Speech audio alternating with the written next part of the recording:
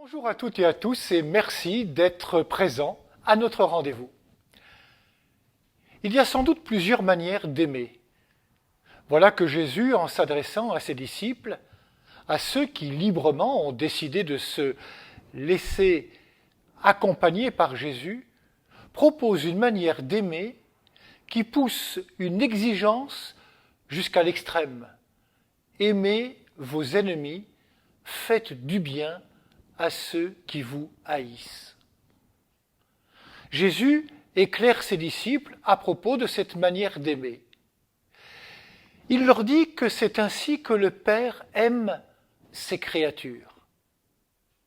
Il aime de la même manière les bons et les ingrats. Et il appelle cela la miséricorde. La feuille de route qu'il propose à celles et ceux qui veulent être ses disciples est la suivante.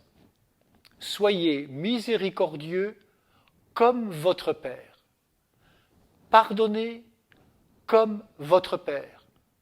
Donnez sans compter comme votre Père.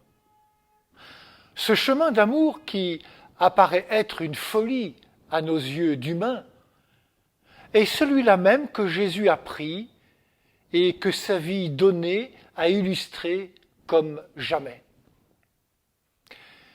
Les exemples sont nombreux dans les évangiles. Seuls, nous n'y arriverons jamais. Je pense que nous y arriverons que si nous acceptons le passage que Jésus nous invite à vivre à sa suite. Être non seulement des humains, mais aussi et en même temps des filles et fils du Très-Haut. Cette filiation doit se voir dans la vie de tous les jours. Elle doit être concrète afin de marquer de son empreinte notre humanité quotidienne. Nous ne sommes pas meilleurs que les autres.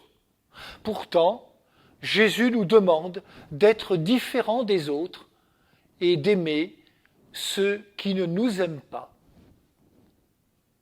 Jésus nous invite aujourd'hui, plus que jamais, à réaliser la promesse faite par la voix du prophète Ézéchiel.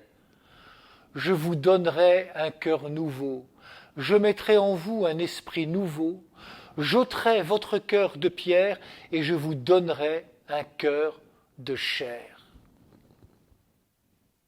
Le cœur de chair est celui qui laisse toute sa place à la miséricorde, au pardon et au don de soi.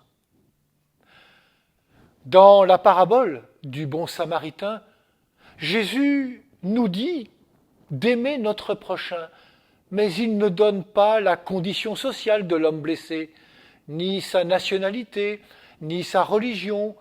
Il ne révèle pas son parti politique, sa classe sociale, la couleur de sa peau. La miséricorde et la tendresse doivent s'adresser à toutes celles et ceux qui sont dans le besoin, amis et ennemis. Ne jugez pas, ne condamnez pas, pardonnez, donnez. Que ces mots nourrissent notre prière de ce jour.